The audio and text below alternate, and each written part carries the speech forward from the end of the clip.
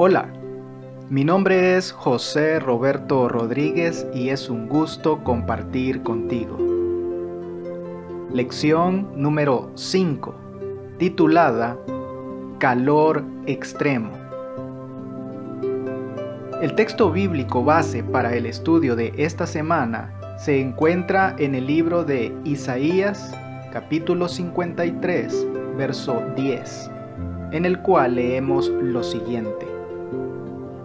Con todo eso, Jehová quiso quebrantarlo, sujetándole a padecimiento. Cuando haya puesto su vida en expiación por el pecado, verá linaje, vivirá por largos días, y la voluntad de Jehová será en su mano prosperada.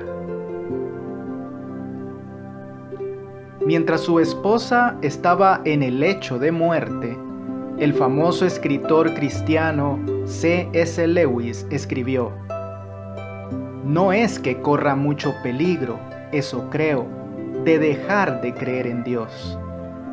El verdadero peligro es llegar a creer cosas sumamente terribles acerca de Él.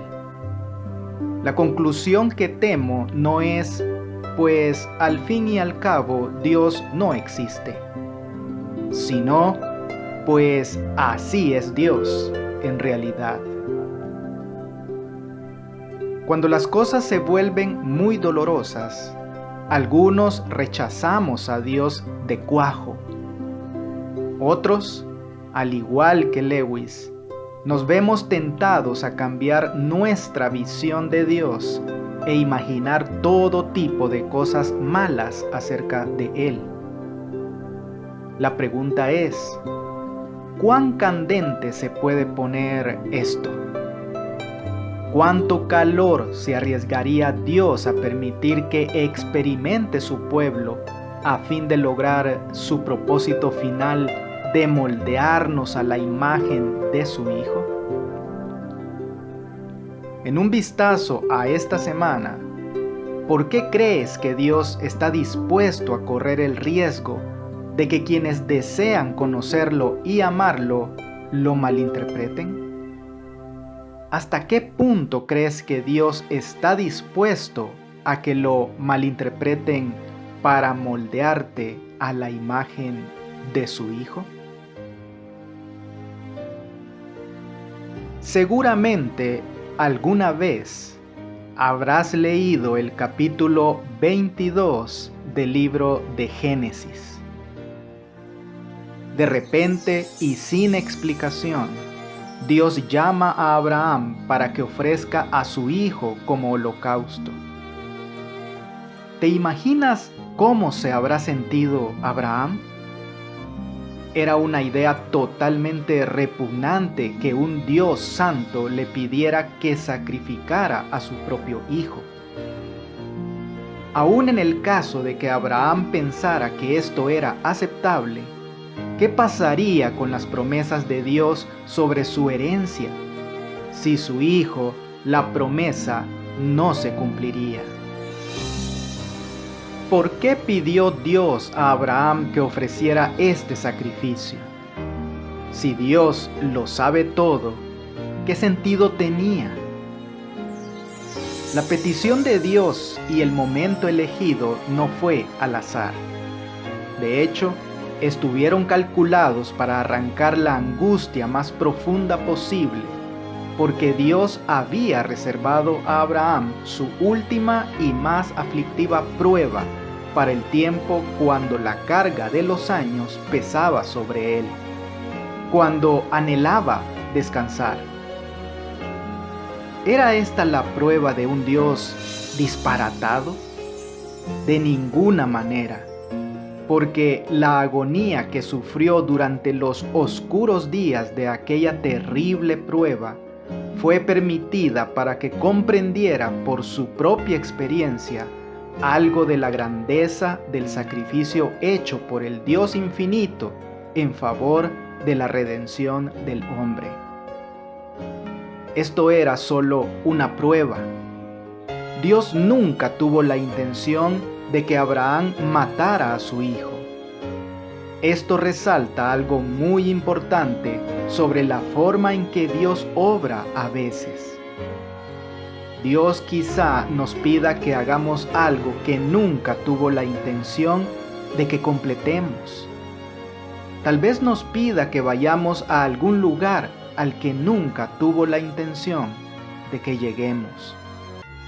Lo importante para Dios no necesariamente es el final, sino lo que aprendemos a medida que nos va modificando en el proceso.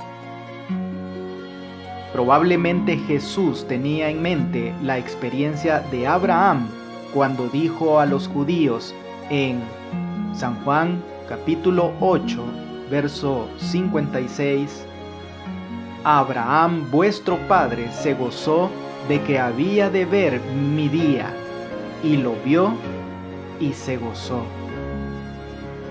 Abraham podría haber dejado de lado esta idea si rechazaba las instrucciones como si vinieran de Satanás. La clave para que Abraham sobreviviera y aprendiera durante todo el proceso fue que conocía la voz de Dios.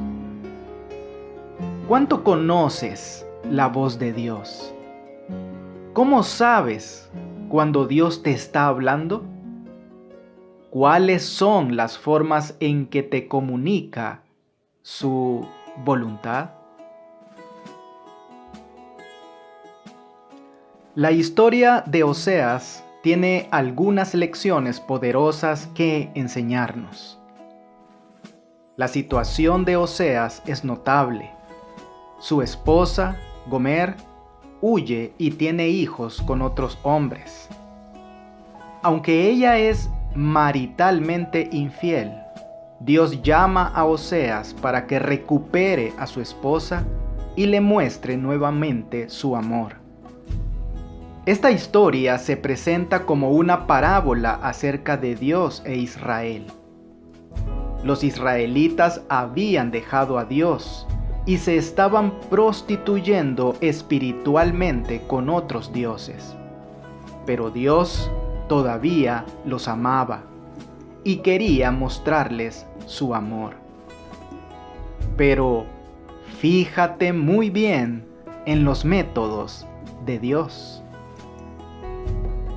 Veamos primero cómo Dios ilustra a Israel como una mujer adúltera, quien ya no es digna de ser comparada con una esposa, y mostrando que la relación está rota. Oseas capítulo 2, versos 2 y 3. Contended con vuestra madre, contended, porque ella no es mi mujer, ni yo su marido. Aparte pues sus fornicaciones de su rostro y sus adulterios de entre sus pechos, no sea que yo la despoje y desnude, la ponga como el día en que nació, la haga como un desierto, la deje como tierra seca y la mate de sed. Ahora bien, ¿qué métodos dice Dios que usará para atraer a Israel de nuevo así? Leamos Oseas capítulo 2, verso 6. Por tanto, he aquí yo rodearé de espinos su camino, y la cercaré con seto, y no hallará sus caminos. Es decir, en muchas ocasiones, el rodear de espinos el camino y el cercarnos es una de las más dulces expresiones del amor de Dios. ¿Cómo habrán sido todas estas experiencias registradas aquí? Oseas capítulo 2, verso 7. Seguirá a sus amantes y no los alcanzará. Los buscará y no los hallará. Entonces dirá: iré y me volveré a mi primer marido, porque mejor me iba entonces que ahora. Esto nos indica que cuando Dios permite que pasen los placeres pasajeros del pecado, es entonces cuando vemos qué tan bueno era el seguir al Señor. Esta historia plantea dos cuestiones importantes sobre la forma en que experimentamos a Dios cuando Él nos guía al arrepentimiento. En primer lugar, corremos el riesgo de no reconocer que Dios está obrando. Cuando Israel pasó por esas experiencias tan duras y dolorosas, probablemente les haya resultado difícil reconocer que su Dios estaba obrando para su salvación. Cuando nuestro camino se ve bloqueado con espinas agudas, o quedamos tan encerrados que no sabemos hacia dónde vamos, ¿ese es nuestro Dios? Cuando no podemos cubrir nuestras necesidades básicas o nos sentimos avergonzados, ¿podría nuestro Padre estar en medio de todo esto? La verdad es que, más allá de lo que sintamos, Dios siempre está obrando para conducirnos al arrepentimiento, porque nos ama mucho. En segundo lugar, corremos el riesgo de malinterpretar a Dios cuando Él obra.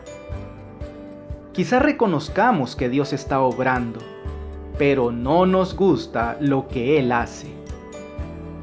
Cuando nos sentimos heridos y avergonzados, es fácil culpar a Dios por ser cruel, por no intervenir o por no preocuparse.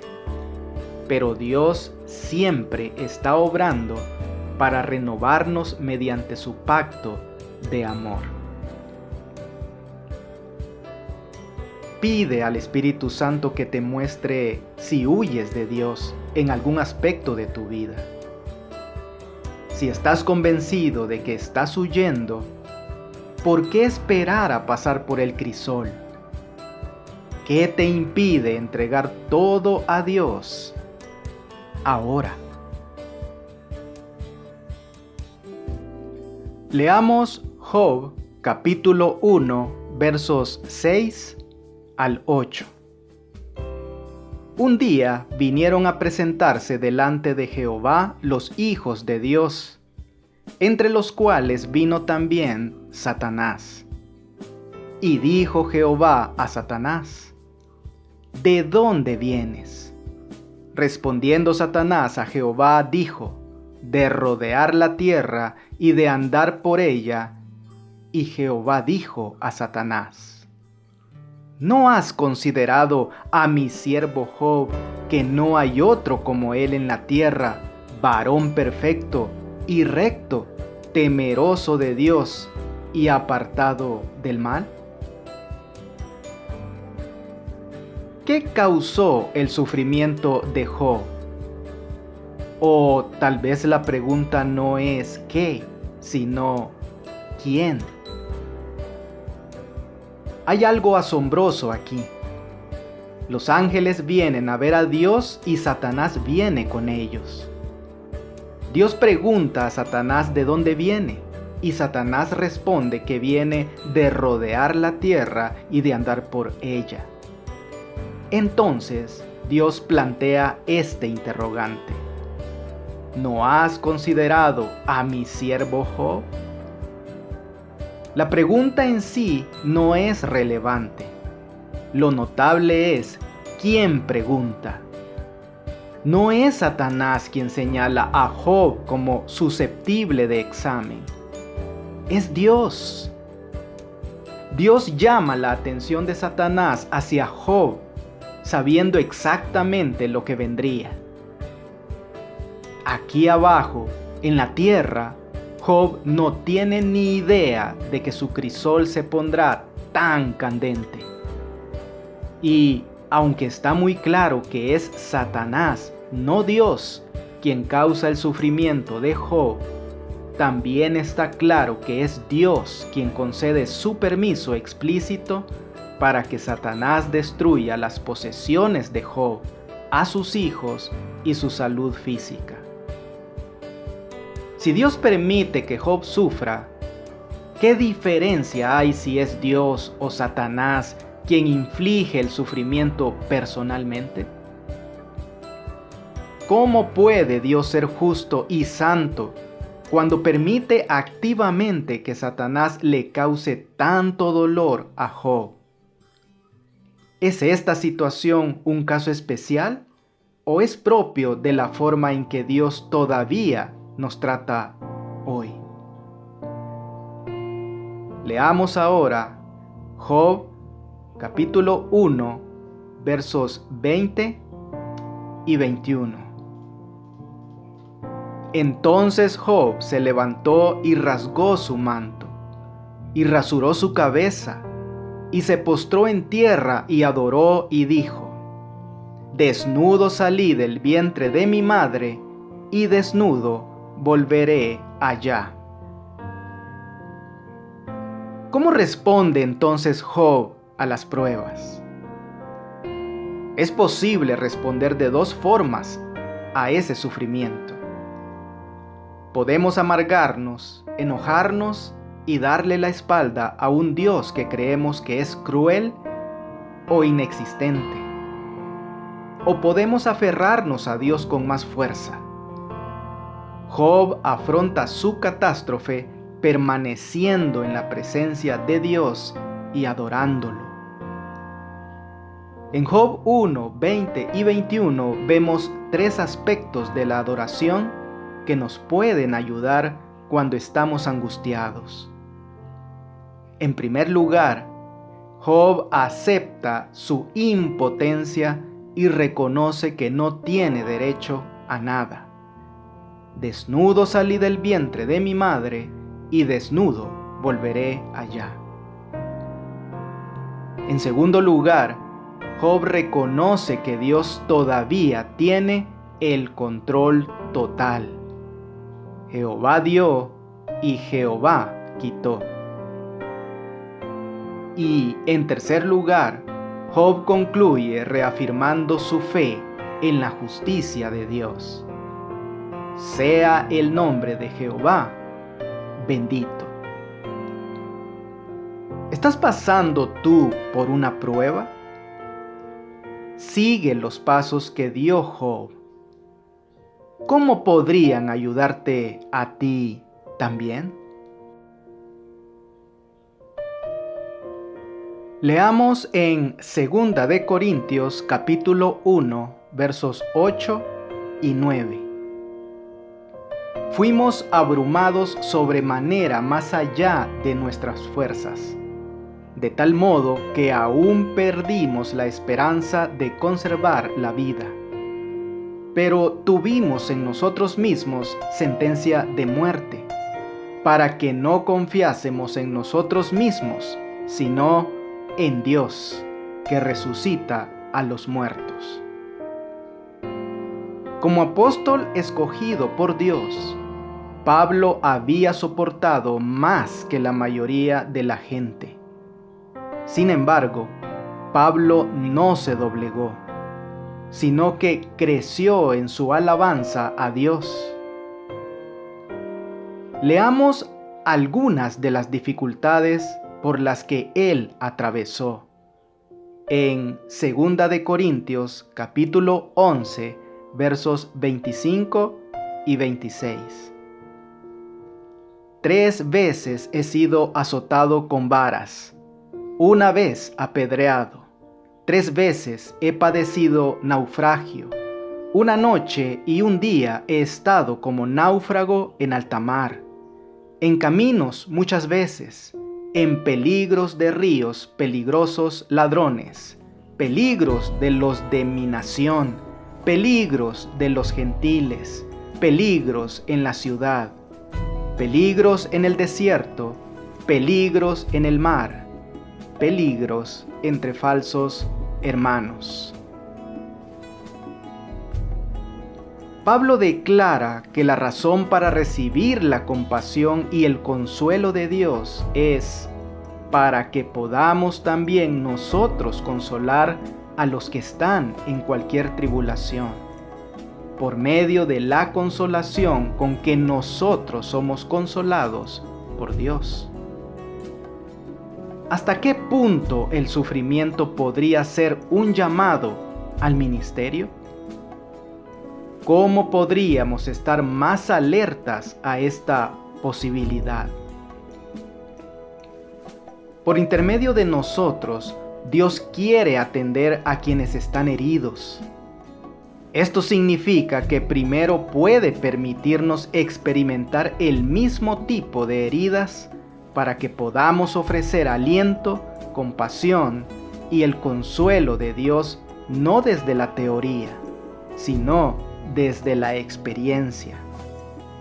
Este es un principio de la vida de Jesús. Las vívidas descripciones paulinas de sus dificultades no son para hacernos sentir lástima por Él. Son para que sepamos que, aun cuando estamos en lo más hondo, el Padre todavía puede intervenir para brindarnos su compasión y consuelo. Podemos desesperarnos por nuestra vida e incluso morir, pero no debemos temer, porque Dios nos está enseñando a depender de Él.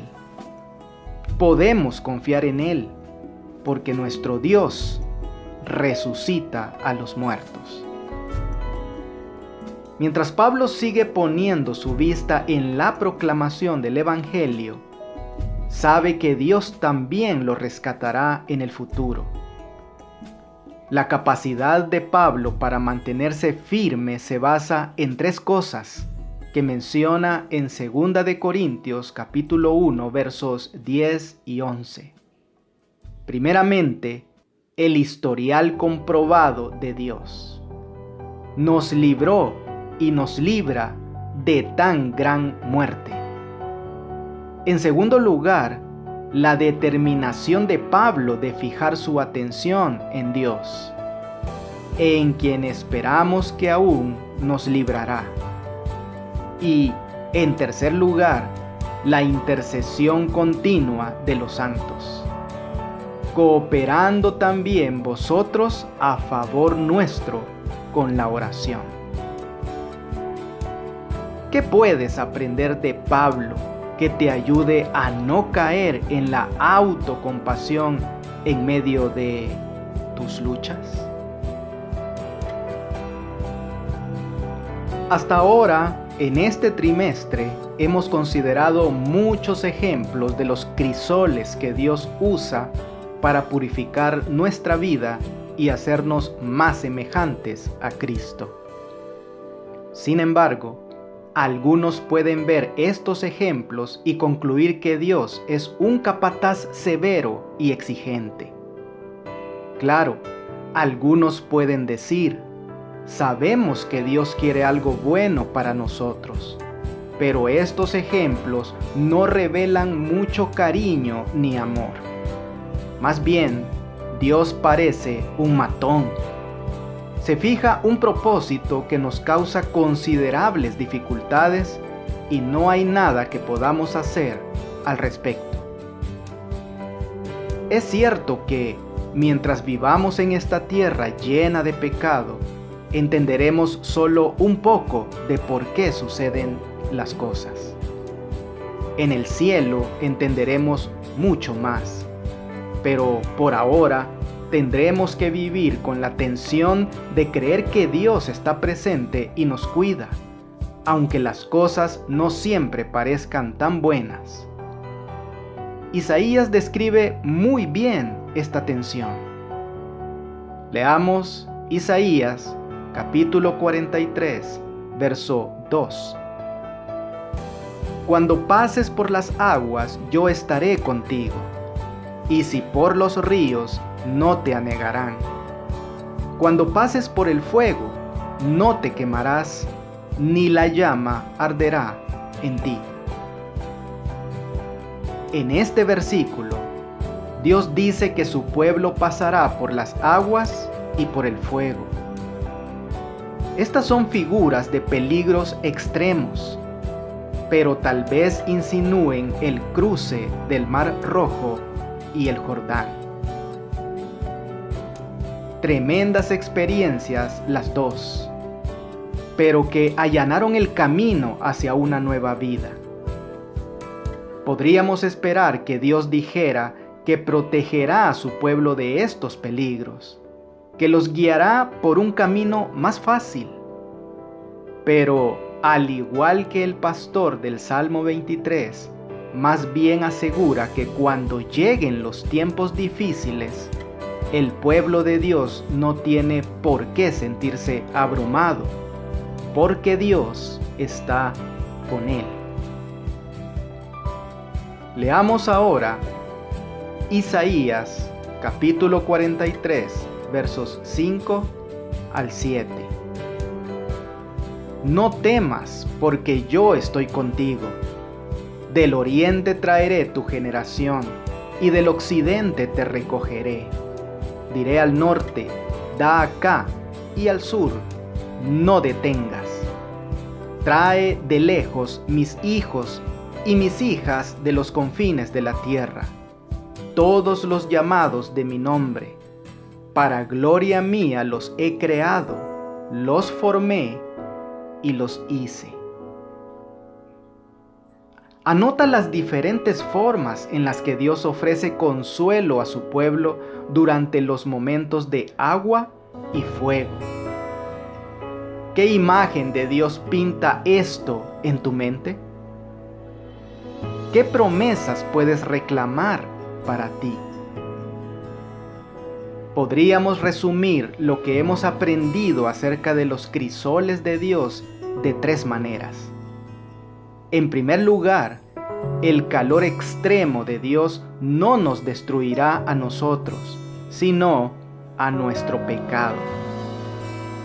En segundo lugar, el calor extremo de Dios no es para hacernos miserables, sino para purificarnos según fuimos creados originalmente. Y, en tercer lugar, el cuidado de Dios por nosotros en medio de todas las cosas es constante y tierno. Nunca nos dejará solos, a pesar de lo que nos suceda. Leemos de los escritos de Elena de White. Dios probó siempre a su pueblo en el crisol de la aflicción. Es en el fuego del crisol donde la escoria se separa del oro puro del carácter cristiano. Jesús vigila la prueba. Él sabe qué se necesita para purificar el precioso metal, para que pueda reflejar el esplendor de su amor. Es por medio de pruebas estrictas y reveladoras como Dios disciplina a sus siervos. Él ve que algunos tienen aptitudes que pueden usarse en el progreso de su obra y los somete a pruebas. En su providencia, los coloca en situaciones que prueban su carácter. Les muestra sus propias debilidades y les enseña a depender de Él. Así alcanza su objetivo. Son educados, adiestrados, disciplinados y preparados para cumplir el gran propósito para el cual recibieron sus capacidades.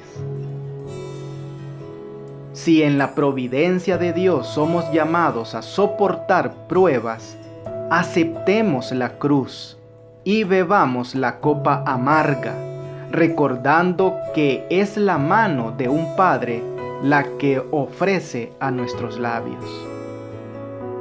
Confiemos en Él, en las tinieblas como en la luz del día. ¿No podemos creer que nos dará todo lo que fuere para nuestro bien? Aún en la noche de aflicción, ¿cómo podemos negarnos a elevar el corazón y la voz en agradecida alabanza cuando recordamos el amor por nosotros expresado en la cruz del Calvario? Pidamos que alguien nos relate en nuestra clase una dura prueba de fe, similar a la de Abraham. ¿Qué podemos aprender de la experiencia de esa persona, de sus éxitos o fracasos? Repasemos las últimas 24 horas de la vida de Cristo antes de su crucifixión. ¿Qué extremos enfrentó? ¿Cómo los soportó?